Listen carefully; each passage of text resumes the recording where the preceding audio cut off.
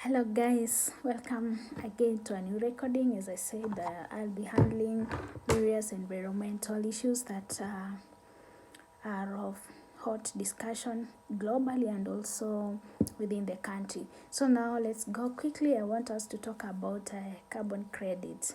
I know you've heard of this term so many times, but did you know that it is not a surprise to hear that someone doesn't know what is a carbon credit? And when I say someone, I mean mostly the small scale farmers or community-based organizations that are actually have the potential to benefit from these carbon credits.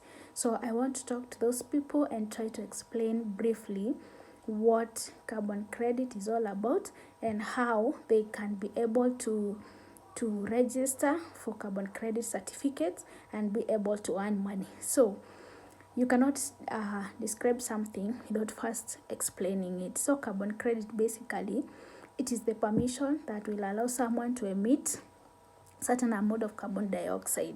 So those are for emitters. Then for you to get that permission to emit, you are now supposed to buy that permission. Now that is where now carbon credit aspect comes from. Like you pay to emit. That is the polluter pay aspect. And then in most cases, those that are emitting are the developed economies. And then those that are conserving, they are mostly the growing economies, like in Kenya, for example.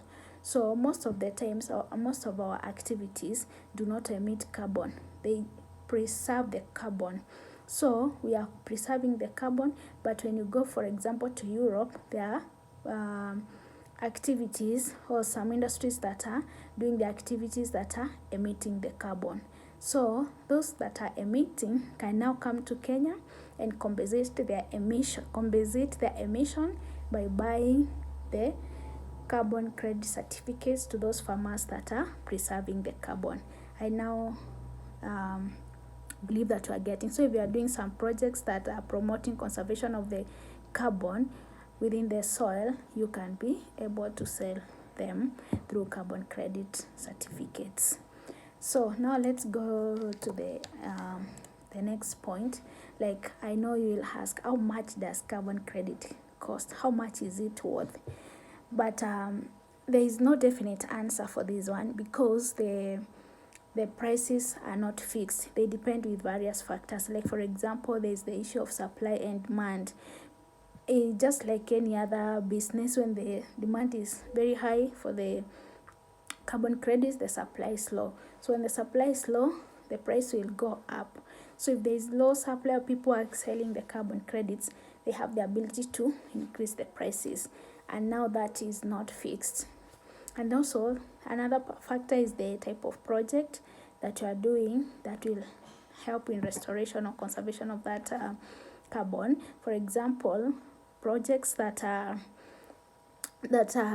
focused on removing the carbon are more expensive. Like if your projects involve planting trees or reforestation programs, you are able to sell your carbon at a higher price compared to those projects that are avoiding, like future avoidance of carbon. Like, for example, if you are building a solar farm to avoid use of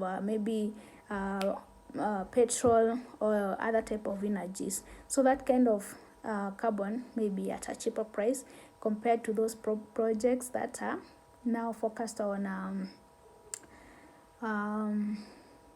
removing the carbon from the atmosphere, like, for example, the aspect of tree growing. And also the location and the verification process. So if you are located in a place that is strategic for them, you are likely to sell higher. And most of these locations currently are in the growing economies. As I have said, it is more likely for farmers in Kenya to sell their carbon compared to farmers, for example, in the US or in Japan, for example. And also the other point I've said is the verification. So it should be well regulated with an independent verification, which I will discuss about later or in the next video. So there must be a process of verifying the project and ensuring that there is no double counting of the project. The other factor is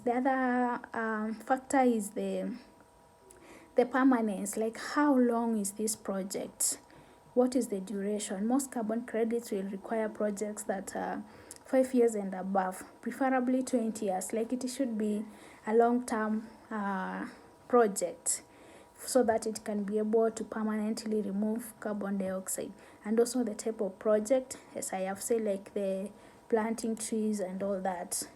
So now, who sets these carbon credit prices?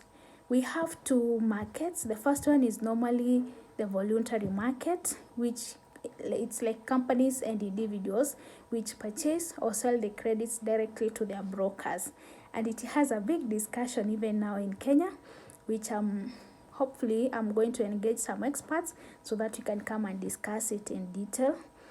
And in this voluntary market, the prices are more flexible and they're influenced by those factors that I have discussed.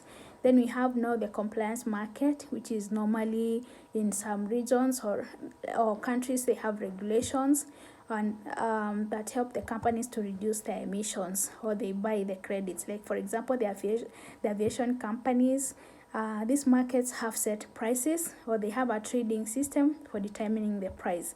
So this is very, very well determined, unlike the voluntary market.